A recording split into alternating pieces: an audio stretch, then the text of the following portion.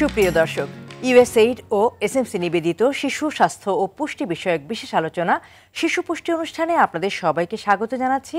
আমি সৈয়দা মুনিরা ইসলাম। দেশীয় এবং আন্তর্জাতিক বিভিন্ন গবেষণায় উঠে এসেছে বাংলাদেশের বিপুল সংখ্যক শিশু এখনও অপুষ্টিতে ভুগছে। 1961 থেকে 2011 সাল পর্যন্ত পরিচালিত জরিপগুলোতে দেখা যাচ্ছে দেশের 0 থেকে 60 মাস বা 5 বছর বয়সী উল্লেখযোগ্য সংখ্যক শিশু অপুষ্টি সমস্যায় ভুগছে। এসব শিশুর কেউ কেউ বয়সের তুলনায় খর্বকায়, কারো কারো আবার বয়সের তুলনায় ওজন কম। অপুষ্টিতে ভোগা এসব শিশুর মানসিক ও শারীরিক বিকাশ যেমন বাধাগ্রস্ত হয়, তেমনি কম উৎপাদনশীল হওয়ায় পরবর্তীতে দেশের উন্নয়নে প্রত্যাশিত ভূমিকা রাখতেও ব্যর্থ হয়, ক্ষতিগ্রস্ত হয় দেশ। এমন একটি বাস্তবতায় শিশুর স্বাস্থ্যগত বিকাশ ও যথাযথ পুষ্টি নিশ্চিত করতে করণীয় সামনে রেখে আজ আমাদের আলোচনার বিষয় গ্রোথ মনিটরিং ও প্রমোশনের গুরুত্ব এবং করণীয়। আর এই বিষয়ে আলোচনার জন্য আজ আমাদের সঙ্গে আছেন এসএমসির ব্যবস্থাপনা পরিচালক ও সিইও জনাব তসলিমউদ্দিন খান এবং জনস্বাস্থ্য পুষ্টি প্রতিষ্ঠানের সাবেক পরিচালক ও জাতীয় পুষ্টি সেবার লাইন ডিরেক্টর ডাক্তার এস এম মোস্তাফিজুর রহমান।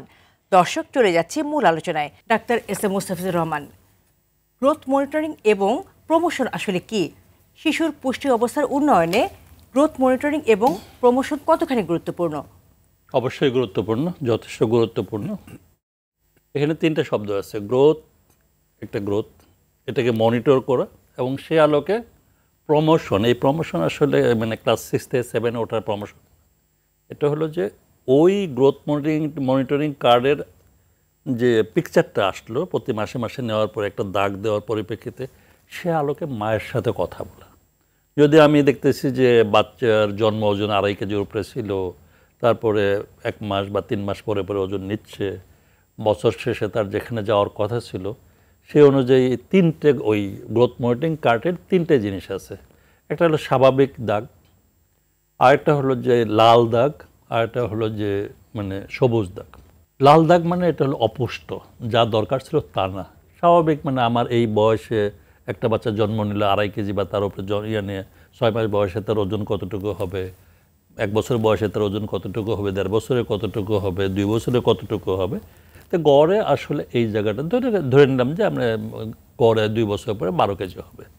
এই যে মাটার সাথে আপনি তার বাচ্চা যেদিন হাসপাতালে নিয়ে আসলো বা কোনো কমিউনিটি ক্লিনিকে নিয়ে আসলো অথবা ঢাকা শহরে কোনো ইপিআই আউটরিচ সেন্টারে নিয়ে আসলো, তখন যদি আপনি বাচ্চাটার বিষয়ে মায়ের সাথে কথা বলা শুরু করেন, কিসের ভিত্তিতে করবেন? আপনার এক নজরে দেখে তো সবাই বুঝবে না যে এর পুষ্টি কম আছে বা বেশি আছে, বুঝবে না। কাজে উনি যখন আসবেন ওনার বাচ্চাকে নিয়ে, উনি যখন দেখবে যে না আমার বাচ্চাটা আনার পরে বাচ্চাটাকে ওজন নিল, গত ওজনের সাথে তুলনা করলো, করে আমাকে কিছু উপদেশ দিল, এই সেবাটা ভালো, খারাপ না।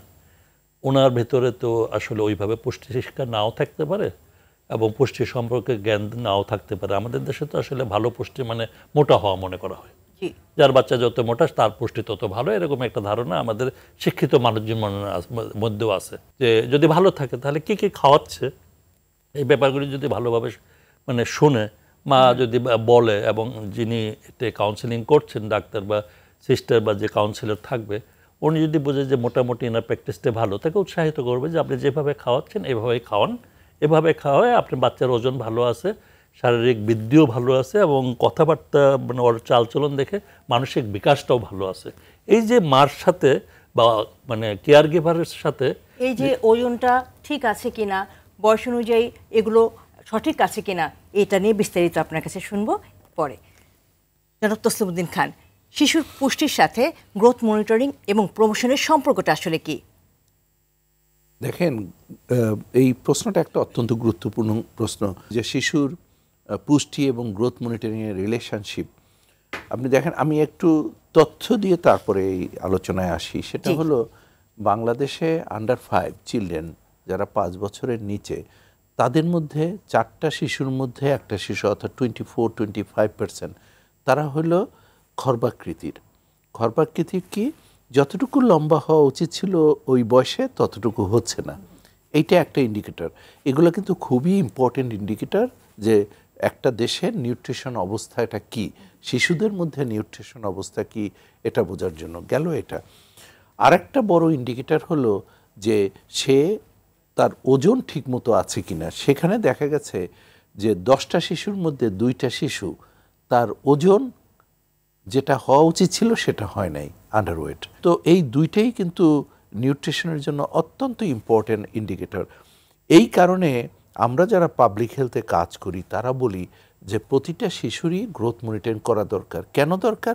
তা না হলে তো আপনি খুঁজে পাবেন না, আপনি তো বুঝতে পারবেন না যে তার সে আন্ডারওয়েট কিনা অথবা সে স্টান্টেড কিনা, অর্থাৎ খর্বাকৃতি কিনা। তো সেটা বুঝতে হলে ওই গ্রোথ মনিটরিং করতে হবে।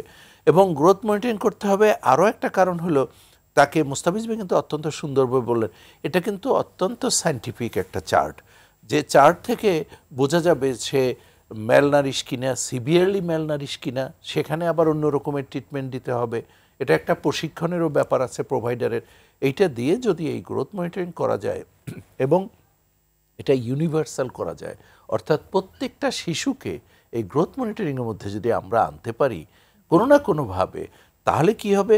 তাহলে আমরা প্রত্যেকটা ম্যালনারিশ শিশুকে আইডেন্টিফাই করতে পারবো এবং সেই অনুযায়ী তাকে কোনো কারো, মোস্তাফিজ কিন্তু একটু আগে বলেছেন, কারো পরামর্শ দিয়ে সমস্যার সমাধান করা যাবে, কাদের ইভেন ট্রিটমেন্ট দিতে হয়, কাদের অ্যাপ্রোপ্রিয়েট ডায়েট দিলে অনেক সময় সমস্যার সমাধান হয়, সাপ্লিমেন্ট দিয়ে যেটা আমাদের রয়েছে মাইক্রোনিউট্রিয়েন্ট পাউডার এমএনপি বলে শিশুদের জন্য, সেইটা বা যেভাবেই হোক সমস্যাটা সমাধান করা সম্ভব। জি, অনেক ধন্যবাদ আপনাকে ডাক্তার এস এম মুস্তাফিজুর রহমান। বয়স, উচ্চতা এবং ওজনের আদর্শ অনুপাত আসলে কি? কোন পরিস্থিতিতে শিশুর বিশেষ যত্ন এবং পুষ্টির প্রয়োজন পড়ে? এটা হলো যে আসলে একটা নির্দিষ্ট বাচ্চা যেদিন জন্ম নিল আর কি, হ্যাঁ, আমরা তাই একটা বাচ্চাকে স্বাভাবিক বাচ্চা কখন বলি? যখন 2.5 কেজি বা তার উপরে জন্ম ওজন হয়। 2.5 কেজির নিচে যদি জন্ম ওজন হয় আমরা কম জন্ম ওজন বলি। এটা শুরুই করলো নেগেটিভ ব্যালেন্স দিয়ে, যে কম জন্ম ওজন। আমি ওদিকে যাচ্ছি না, ওটা বলে অনেক কিছু বলতে হবে। আমি 2.5 কেজি বা তার উপরের একটা বাচ্চা জন্ম নিল, প্রথম 10 দিন তো বাচ্চার ওজনটা একটু কমবে, এটা মাকে জানতে হবে যে প্রথম 10 দিন তার ব্রেস্ট ফিডিং এস্টাবলিশমেন্ট ঠিক মতো হবে না, সাপ্লাই চেইন অনুযায়ী সে ঠিক মতো পাবে না, শরীর থেকে কিছু পানিও কমে যাবে। এখন বাবা মা যদি এই জিনিসগুলি ঠিক মতো না জানে, তাহলে যেটা হয় আজে বাজে খাবার দেওয়া শুরু করে দেয়। এই যে আজে বাজে খাওয়ার এই প্র্যাকটিসটা তার শারীরিক বৃদ্ধির তো একটা ব্যাপার আছে, মানসিক বিকাশের ক্ষেত্রেও বাধা আছে। তো আমি প্রথম 6 মাসে তার ওজন ডাবল হইল, 1 বছরে 3 গুণ হইল। এখন দ্বিতীয় বছরেও যদি মনে করি যে এই একই স্টাইলে আবার 3 গুণ হবে, তাহলে তো এটা মানুষের বাচ্চা থাকবে না, এটা হাতির বাচ্চা হয়ে যাবে। কাজে এটা দ্বিতীয় বছর তৃতীয় বছর থেকে আস্তে আস্তে আস্তে আস্তে অনুপাতটা কমতে থাকবে। একটা বাচ্চা প্রথম যেদিন জন্মাইছে 2.5 কেজি নিয়ে, দ্বিতীয় 1 বছর শেষে হয়তো 6 কেজি, 2 বছর শেষে আপনি 11-12 কেজি হলো, 5 বছরে একটা পুরুষ বাচ্চা বা ছেলে বাচ্চা হয়তো 33 কেজি হবে, একটা মেয়ে বাচ্চা 27 থেকে 30 কেজি হবে। এখন এই যে 5 বছরে এটা হলো, এই জিনিসগুলো হলো মানে আন্তর্জাতিক মান অনুযায়ী ঠিক আছে। এখন বাংলাদেশে আমাদের অনেক বাবা মা আছে যাদের পুষ্টির অভাবটা মানে বাচ্চা পেটে থাকা অবস্থায় মায়ের ছিল, পরবর্তী সময় অ্যাফোর্ডেবিলিটি মানে তার সুষম খাবার কিনা বা অনেকগুলি মানে জায়গা প্রবলেম, কিছু ইনফেকশন হয়েছে, সব মিলে আমরা আসলে ইন্টারন্যাশনাল স্ট্যান্ডার্ডের 80% হলেও নর্মাল বলি। হ্যাঁ, আমার যেখানে 10 কেজি হওয়ার কথা ছিল সেখানে 8.5 কেজি হয়েছে, এটাও বলি। কিন্তু যখন এটা আমরা করি যে মানে গ্রোথ মনিটরিং কার্ডের মধ্যে যে আমরা ট্রাফিকের মতো 3টে যদি রং দেখি, একটা যেটা সবুজ ভালো, একটা হলুদ মানে বিপদের দিকে যাইতেও পারে, একটা যাই না আবার নর্মালের দিকেও যেতে পারে, আবার আরেকটা হলো লাল মানে এটা আসলে মারাত্মক, এটা হয়তো হসপিটালে নিতে হবে, এটার অন্য পিছনে হয়তো ইনফেকশন আছে, অপুষ্টি আছে। এই যে জায়গাগুলি, এই জায়গাগুলি বোঝার জন্য মাকে একটা নির্দিষ্ট সময় পরে পরে যদি আসে এবং বাচ্চাটার যে গ্রোথ মনিটর করা হয়, যে আমি বাচ্চাটা কী হারে বাড়ছে এটা যদি দেখা হয়, তাহলে মাকে ওই অনুযায়ী যদি কথা বলে, তার হয়তো সামর্থ্য আছে, অজ্ঞতা আছে, জানা নেই, তথ্যের ঘাটতি আছে, কিন্তু খাবার আছে। এই তথ্যের ঘাটতির জন্যই দেখা গেল যে তারা এই অপুষ্টির সমস্যা হচ্ছে। আর এখন তো অপুষ্টির সমস্যা মানে খালি আন্ডার নিউট্রিশন না, এখন চাইল্ডহুড অবেসিটিও বেড়ে যাচ্ছে। দেখা গেল যে এই 5 বছরের একটা বাচ্চার ওজন হয়ে গেছে 45 কেজি, এরকম আবার একটু প্রচুর আছে, চাইল্ডহুড অবেসিটি আছে। কাজে মনিটরিং করে যে অধিক পুষ্টির দিকে যাচ্ছে তাকে নিচের দিকে আনতে হবে, যে কম পুষ্টির দিকে যাচ্ছে তাকে উপরে ইয়ে করতে হবে। এবং যে কম পুষ্টির পিছনে যাওয়ার পিছনে যে পিছনের কারণটা কি, অসুস্থতা, খাবার কম, অজ্ঞতা, ওই অনুযায়ী যত কথা বলা হবে সেই অনুযায়ী ইন্টারন্যাশনাল স্ট্যান্ডার্ডের সাথে বাংলাদেশ যে অ্যাডাপ্ট করা স্ট্যান্ডার্ড, এই স্ট্যান্ডার্ডে যখন আমরা মিলাবো, আমরা 80% 120%-এর মধ্যে থাকলে আমরা মোটামুটি অ্যাকসেপ্ট করে নিই। এর উপরে নিচে গেলে আরেকটা কথা বলে নিই, আমাদের বাংলাদেশে কিন্তু আসলে প্রচুর অনুপুষ্টি, মাইক্রোনিউট্রিয়েন্টের সমস্যা আছে, বিভিন্ন ভিটামিনের সমস্যা আছে, বিভিন্ন মাইক্রোনিউট্রিয়েন্ট মানে খনিজ লবণের সমস্যা আছে। বললেন, এই অনুপুষ্টিটা আসলে কি এবং এর গুরুত্ব কতখানি? অনেক গুরুত্ব, বিভিন্ন ইয়ে আছে। উপাদানগুলো আসলে কি? উপাদান কিছু না, শাকসবজি ফলমূল, শাকসবজি ফলমূল খাবারের থেকে এটাই। আর যাদের পয়সা আছে তাদের জন্য বলতে পারি মাছ, মাংস, ডিম, দুধ, কলিজা, যাদের পয়সা আছে। আর যাদের পয়সা কম আছে তারা শাকসবজি ফলমূল, আল্লাহর রহমতে আমাদের ফলমূলও তো অনেক আসে, এখন শাকসবজি উৎপাদন অনেক হয়। এগুলো যদি শাকগুলি একটু তেলে দ্রবীভূত, রান্না করার সময় যদি একটু তেল দিয়ে রান্না করে অথবা খাওয়ানোর সময় যদি 1 চামচ তেল দিয়ে খায়, তাহলে এই শাকসবজি থেকেও পেতে পারে। আর সামর্থ্য অনুযায়ী প্রতিদিন কিছু মাছ মাংস, তো মানে সব মাছ মাংসের তো দাম বেশি না, মাছ স্পেশালি অনেক কম দামের মাছও আছে, এই জায়গাগুলি একটু খাবে। তারপরে যদি ডেফিসিয়েন্সি হয়, আমাদের ওই যে তসলিম ভাই যেটা বলছিল মাল্টিপল ম্যাক্রোনিউট্রিয়েন্ট আছে, তো এরকম আমাদের বাংলাদেশে এই প্রিপারেশনটা আছে। তো আমি সবসময় বলবো যে আগে খাবার থেকে নাও, আগে মায়ের দুধ খাও, তারপরে এই প্রথম 2 বছরে মায়ের দুধের পাশাপাশি ঘরে তৈরি বাড়তি খাবার খাও, তারপরে 5 বছর পর্যন্ত যেটা আছে ঘরে তৈরি খাবারগুলির পাশাপাশি যদি দরকার পড়ে তাহলে আমি সাপ্লিমেন্টেশনও যাব, ডায়েটে ডাইভার্সিফিকেশনও যাব, মায়ের বুদ্ধিদীপ্ততা এবং সামর্থ্যের মধ্যে ভালো খাবারটা তৈরি করতে বলবো। আল্লাহর রহমতে আমরা ভালো নাগরিক তৈরি করতে পারবো। পরবর্তী প্রজন্ম যাদের কাছে আমরা উন্নত বাংলাদেশ, স্মার্ট বাংলাদেশ রেখে যাব, তারা এই ভাতটা নিতে পারবে। অসংখ্য ধন্যবাদ আপনাকে জনাব তসলিমউদ্দিন খান। বাংলাদেশের শিশুদের অপুষ্টির প্রধান কারণগুলো আসলে কি, এবং এই অপুষ্টি কী ধরনের প্রভাব পড়ে ব্যক্তি, পরিবার এবং দেশের উন্নয়নের উপর? দেখেন, অপুষ্টির অনেক কারণ আছে। এই যে শিশুর অপুষ্টি আপনি যদি প্রথম থেকে ধরেন, তাহলে এই একটু আগে যেটা বলছিলাম যে প্রেগনেন্ট মা, এখন প্রশ্ন হলো আমরা বলি যে 20 বছরের আগে সন্তান নেয়া কোনোভাবেই ঠিক না, মা প্রিপেয়ার্ড হয় না, মার শারীরিক সেই বৃদ্ধি হয় না, সক্ষমতা হয় না বাচ্চা নেওয়ার। এই অ্যাডোলেসেন্ট অবস্থায় যদি বাচ্চা হয়, কেন বাংলাদেশে প্রচুর মেয়েদের, কিশোরী মেয়েদের বিয়ে হয়ে যায় এবং কিশোরী থাকা অবস্থায় বাচ্চা হয়, প্রেগনেন্ট হয় এবং তারপরে সন্তান জন্ম দেয়। এই সন্তানগুলোর মধ্যে 100টির মধ্যে 16টি কমপক্ষে তারা আন্ডারওয়েট হয়। আন্ডারওয়েট মানে কি? ওই যে মুস্তাফিজ ভাই একটু আগে বললেন 2.5 কেজির নিচে যদি হয় সেটা আন্ডারওয়েট। আন্ডারওয়েট মিনস সে কিন্তু অপুষ্টির শিকার, ওই শিশুটি সারা জীবন কিন্তু এই কনসিকোয়েন্স বয়ে বেড়াবে। সে যখন অ্যাডাল্ট হবে তার মধ্যে ডায়াবেটিক্স হওয়ার সম্ভাবনা বেশি থাকবে, তার মধ্যে হাইপার টেনশন হওয়ার সম্ভাবনা বেশি থাকবে, অনেক রকমের তার কমপ্লিকেশন থাকবে। এইগুলো একটা দিকে।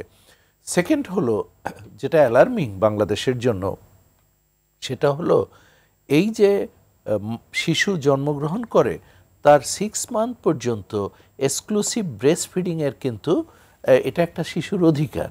প্রতিটি শিশু আর কিচ্ছু খাবে না, এমনকি পানীয় খাবে না, সে 6 মাস ধরে শুধু মার বুকের দুধ খাবে। এইটা কিন্তু রিসেন্টলি একটা গবেষণা, 2টা গবেষণা যেগুলো আমাদের খুব trusted, Bangladesh demographic and health survey, সেখানে আগে ছিল 65% 2018-এ, সেটা 2022-তে সেটা 65 থেকে কমে 55 হয়েছে। এটা কিন্তু একটু আমাদের জন্য দুশ্চিন্তার বিষয়, কারণ প্রতিটা শিশু, একটু আগে বলেছি, অধিকার ব্রেস্টফিড করার, এক্সক্লুসিভ ব্রেস্ট ফিডিং আরও বাড়াতে হবে। এইখানে একটা নিউট্রিশনের অভাব হয়, কেননা সে তো ডায়েট আল্লাহ প্রদত্ত, যেটা মার দুধের সামনে কোনো বিকল্প নাই এবং এটা দিয়ে ওই নিউট্রিশনের পরিপূরক কোনো ব্যবস্থা আমাদের জানা নাই। সেটা একটা গেল।